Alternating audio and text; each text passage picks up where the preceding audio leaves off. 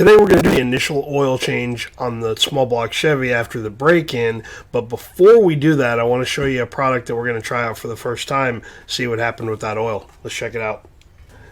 So back when we did the interview with Lake Speed Jr., we talked about the SPEEDiagnostix product and what it is. And essentially all it is you're taking an oil sample, sending it in. They will tell you what materials or what's found in that sample.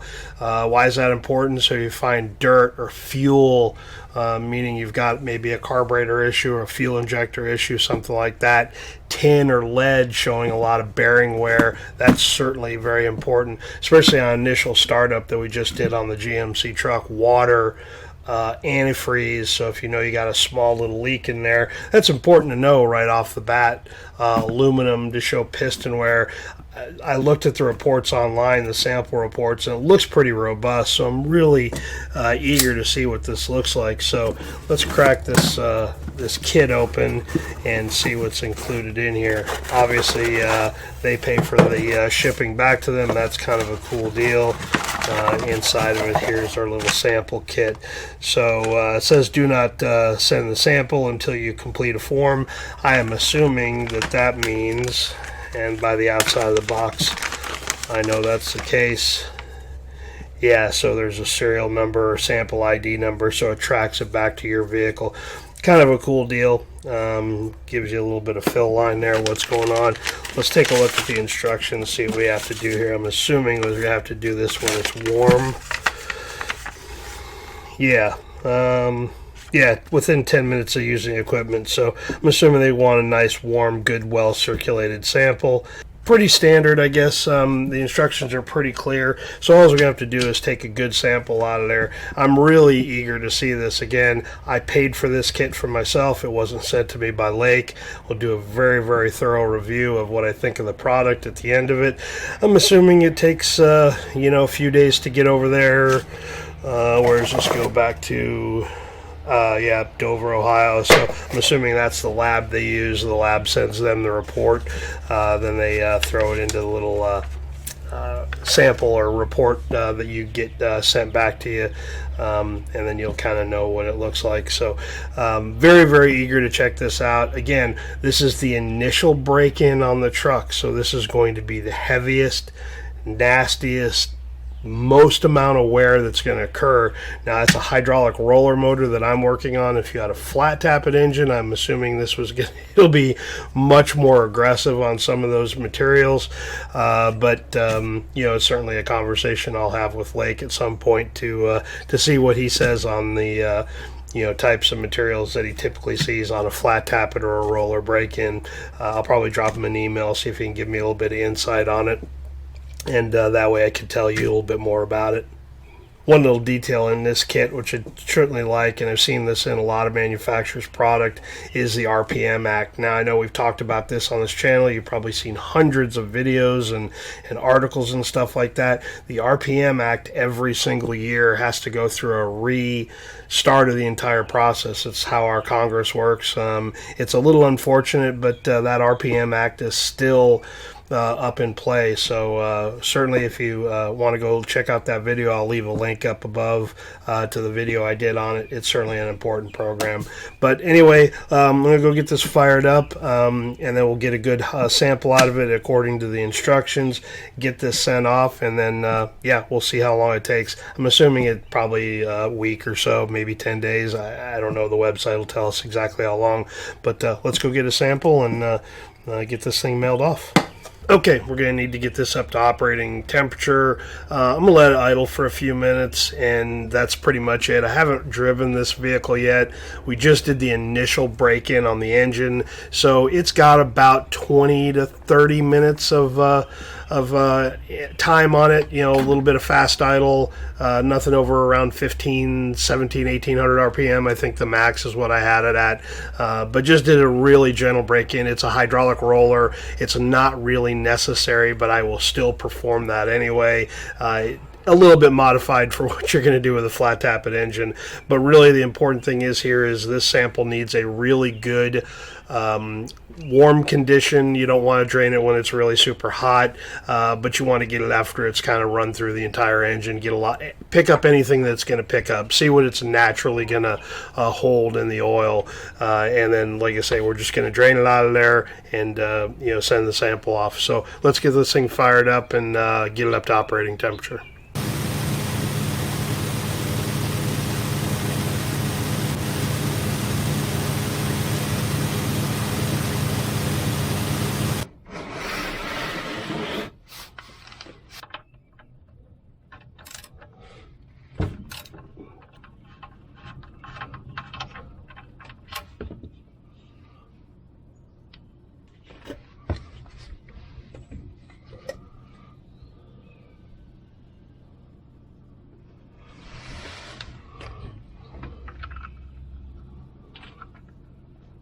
Guess before we go out there, let me seal that bottle up. Yeah, don't complain at me about cutting off my electrical tape. It's my own little weird thing. Anyway, that should be good to go. Pack that away in the bag. Hopefully you won't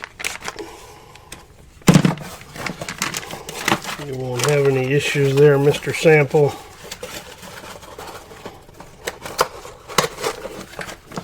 And it's already addressed to where it needs to go, so we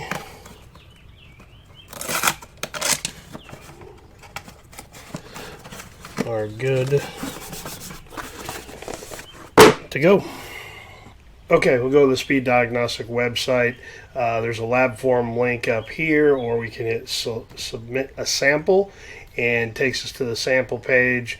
And all you got to do is fill out this form down here at the bottom, give them all the basic information, put in the sample ID number of the bottle you're going to be using, and we'll get it shipped off.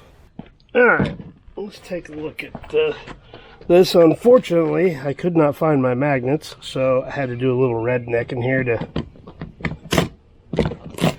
get something to hold on to what I could find. The important thing is see if we found anything on here.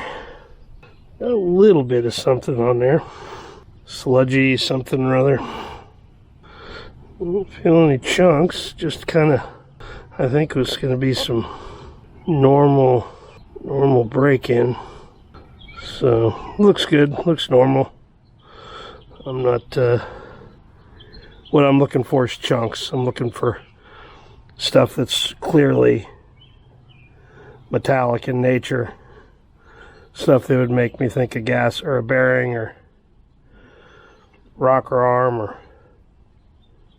lifter or cam or something's going south, and this all looks good. So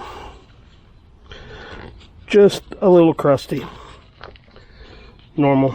So all right, cool, that did what I wanted to do. I'm gonna cut open the filter next. Some of you all eagle-eyed viewers will see some paint flakes in there. Don't worry about that. That was my poor job painting this thing. I didn't prep it that well.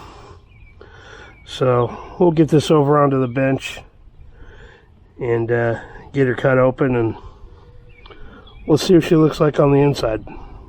Alright, let's see what we got in here. A couple of tools. Still got quite a bit of oil in them, I think, but alright. Let me get some tools here that I'm going to need. We already did a video on cutting up filters and why the importance of it is, and I have a nice, very expensive tool that I use, but I cut open everything that I do. Daily driver, wife's vehicle. Obviously, this is an initial break-in. We're going to definitely want to do this one.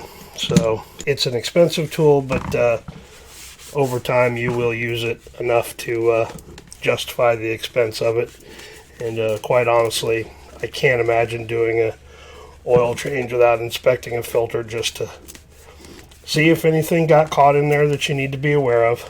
So I view this as a multi-step process with the SPEEDiagnostic product and cutting open a filter. So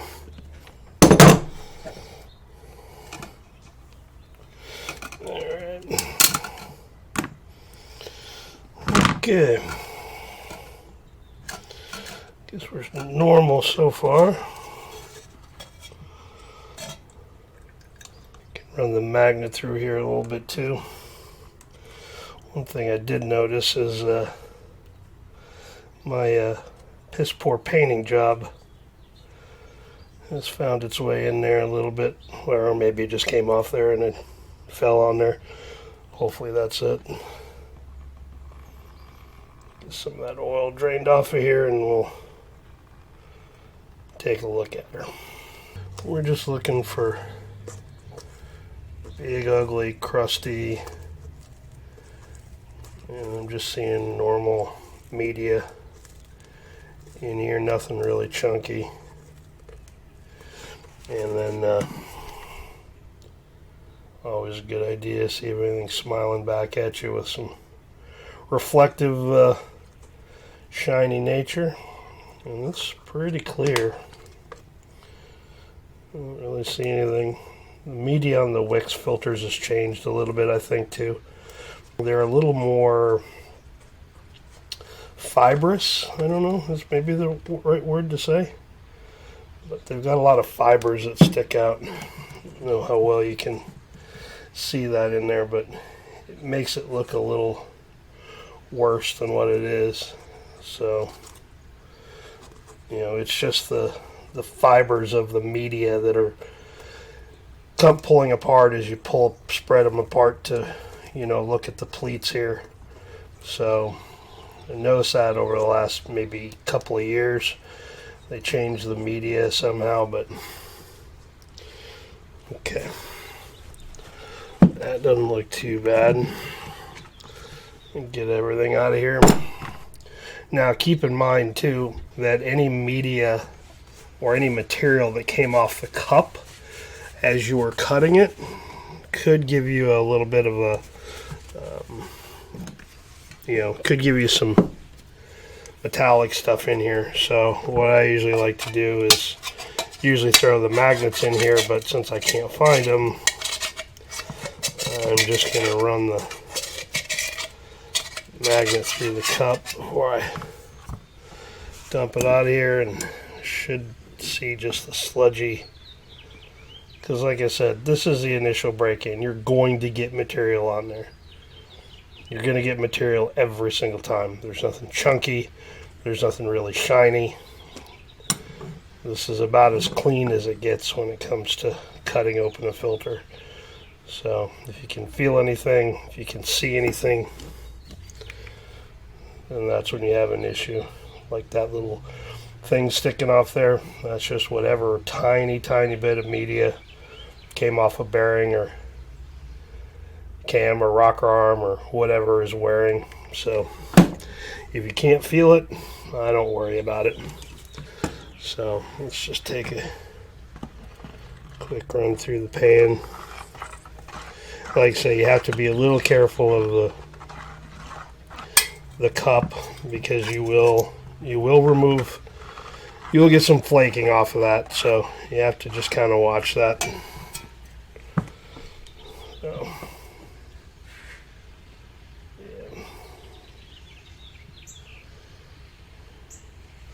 one little visible chunk there, but when it's just one, I don't really worry about it. If it was a ton of them, then yeah, but good. Okay, well, I'm always going to do that regardless of whether I use that SPEEDiagnostic service or not. Cutting apart a filter is a good practice to get into. I know it's a little bit of work, but it's well worth it. So what we'll do is I get all this stuff cleaned up and get to the post office, mail off that box, and yeah, see how long it takes to get back a report on it. Today's actually Memorial Day, so no mail service today. I'll drop it off tomorrow morning in my way into town, at the post office, and yeah, we'll see how long it takes to come back and see what the report says of what happened on the break-in on this small block. Well, that was kind of quick. I already got back the report from SPEEDiagnostix on the oil change for the break-in on the GMC truck. And yeah, it's kind of interesting. So the first page really gives you all the detail. These next 2 pages really just tell you how to read it. Spend a little bit of time looking that over as you go through this, and it'll help you figure it out.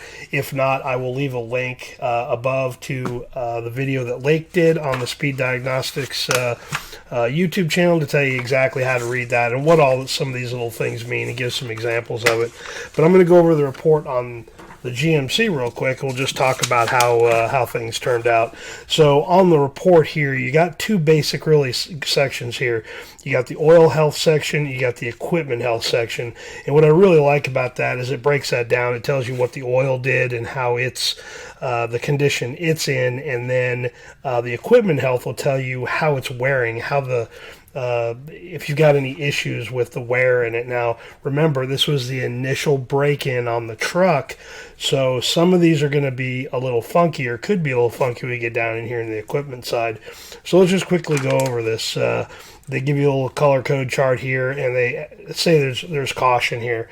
And I think that's just simply because some of the things that happened up here, we'll talk about that in a second, and down here as well. But it's all good because you know, if you do this long term, and I think what I'm going to do is I'm going to finish doing the break-in on the truck, so I'll run another 300 or 400 miles with the break-in oil in the truck, and then I'm going to drain it and do another sample so I can start using the trend side of it, and it will compare that from the previous samples. So that's kind of a cool thing, is they will continue to benchmark it over time and compare the samples of what's currently going on. So I think what I'm going to do is, I did it on the break-in, I'm going to do it on the 300 or 400 mile extended break-in, and then I'm going to do one more oil change of around 3,000. That should probably get me to the end of the year here, October, November time frame, I'm thinking, just based on how I plan on using the truck, but we'll just have to see how that goes. But that'll give me a good trend, and then we can take a look at this and see exactly how it is. So I will do another follow-up video on this of just a couple of minutes so we can see how the trend looked. Let's take a look and see what happened so far. So according to SPEEDiagostix, this kind of goes in order of how you want to look at it. The first thing you want to look at is the viscosity rating, and this is measured at or 100 degrees Celsius, and this is the Centistoke rating, I believe. Like I said, Lake's video will tell you all the details on that, but we've got a little bit of an issue here. It means the viscosity was killed a little bit.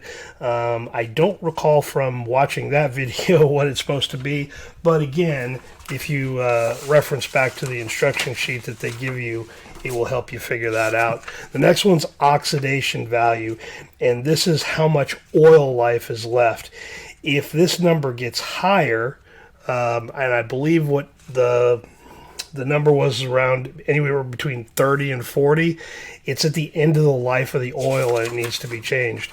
Obviously, this was around a 30-minute break-in. That's it. So we didn't really get to the end of the oil life. Gives us a little green check there to tell us fuel dilution. Now, I knew this was going to be an issue because I had an ignition issue and I had a carburetor issue pretty much at the same time. They were almost back to back, but I knew it was going to happen, and I went ahead and ran it because I wanted to see what an aggressive fuel dilution was going to do to this report. Now, that's going to kill some of the viscosity. Fuel is famous for that. It's famous for killing the additive package in here. We'll talk about that in just a second too.